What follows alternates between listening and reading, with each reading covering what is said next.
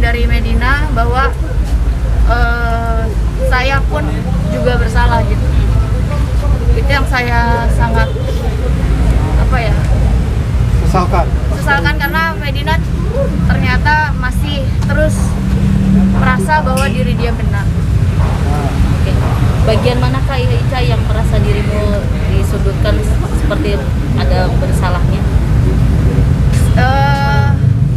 Mungkin Medina menceritakan kepada kuasa hukumnya, yang dimana kuasa hukumnya orang yang jadi saksi keterangan palsu, yang dimana CCTV-nya sudah saya sebarkan. Saya sudah, mungkin banyak juga teman-teman yang melihat bahwa di situ sudah ada juga suami dari Medina Zain, yang dimana dia melihat langsung bahwa saya tidak ada melakukan kekerasan, tapi suami juga tetap mendukung Medina terhadap laporan Medina ke Polres Selatan bahwa saya melakukan tindak penganiayaan, dan saat ini suaminya juga menjadi pengacara yang dimana tetap membela Medina gitu. Itu yang saya nggak habis saya berharap persidangan ini segera selesai, tapi dia tetap membantah bahwa dia tidak juga salah gitu. Itu menjadi nanti pertimbangan majelis bahwa tidak ada penyesalan, dan menjadi pertimbangan buat Ica juga untuk terus dan melanjutkan laporan polisi yang kaitan laporan palsu. Mudah-mudahan cepat juga tersangka, karena sampai saat ini masih berproses. Saya akan nanti kejar penyidik untuk bisa ditingkatkan statusnya agar menjadi kepastian hukum, karena Ica tadi di persidangan sudah menyampaikan hal-hal yang Ica ketahui tentang perbuatan dilakukan oleh tersangka Medina Zain. Jadi di depan Medina bilang mau damai, tapi ternyata enggak. Ya, makanya. Dan tidak ada di dalam permintaan maaf Medina. Justru malah saya merasa saya juga jadi diserang gitu oleh kuasa hukum Medina, yaitu suaminya sendiri. Merasa tidak adil kah, Ica? Karena kan di sini juga lolinnya suaminya sendiri yang mungkin juga secara nggak langsung banyak mengetahui kasus istrinya sendiri gitu, Kak.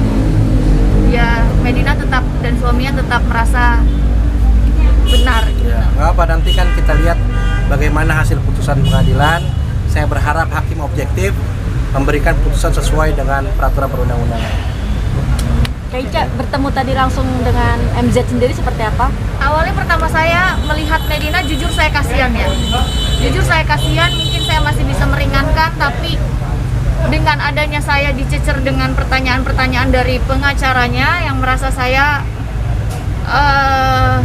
dibilang saya tidak jujur, tapi saya malah bisa menjawab semua pertanyaan dari pengacaranya, dan saya malah merasa Medina yang tidak jujur terhadap pengacara dia yang beberapa itu. Melihat raut muka MZ sendiri tadi seperti apa? Ya seperti yang tadi saya bilang, pertama saya kasihan, setelah ini saya malah lebih mau membuktikan bahwa ya apa yang saya katakan itu benar adanya. Oke? Ini udah maaf.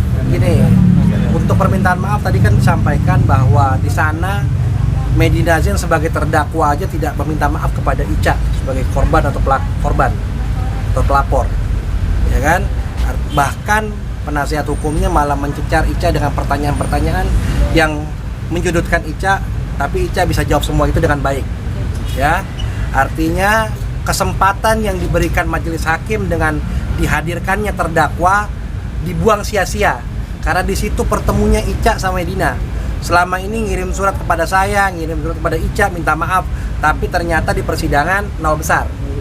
Ya, artinya itu tidak menjadi membuat meringankan Medina. Bahkan itu membuat jadi berat Medina karena Ica tidak memberikan maaf di situ. Yang kedua, dengan perbuatan ini artinya Ica akan semakin yakin, teguh untuk melanjutkan laporan polisi yang kaitan laporan palsu yang sudah naik sidik dan sebentar lagi jadi tersangka. Di mana tuh, Bang? Ya di Polda juga. Jadi begitu ya. Jadi tindak lanjutnya gimana? Tindak lanjutnya adalah kita menunggu hasil persidangan. Menunggu hasil persidangan, saksi-saksi yang lain akan dihadirkan juga dan selanjutnya tuntutan, pledoi, dan sampai akhirnya putusan. Saya akan tetap mengawal perkara ini sampai akhir. Nanti kita lihat bagaimana putusannya. Nanti mungkin Ica juga akan hadir ketika putusan. Kalau surat-surat tadi itu yang ngirim siapa, Bang? Yang surat tadi yang mengirim suaminya kepada saya, tulisan tangan yang mengucapkan permintaan maaf diberikan kepada saya, kepada Ica melalui suaminya yang sekarang jadi penasihat hukumnya. Tapi ternyata Ketika di persidangan tidak ada ucapan Seperti surat. tidak seperti surat. Dan jadi suaminya yang dimana sebagai saksi, yaitu yang saya sedihkan, dia jelas-jelas melihat bahwa tidak ada saya melakukan kekerasan, tapi dia tetap mensupport istrinya untuk melaporkan saya.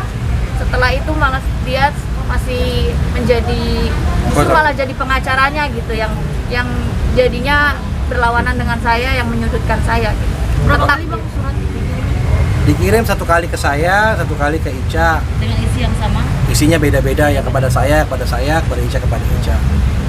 Ketika Membalas juga masih surat. enggak. Berarti Ya sebenarnya- pikir kan saya sudah sampaikan kepada Ica bahwa hari ini sidangnya kan akan dinyatakan offline, artinya ada Medina, mungkin ada permintaan maaf. Nah, ternyata Ica juga pertama juga kasihan, tapi malah di persidangan bukannya dia minta maaf atau baik-baiki Ica, malah pengacaranya malah menyudutkan Ica terus, bahwa tidak terima terhadap perbuatan ini semua.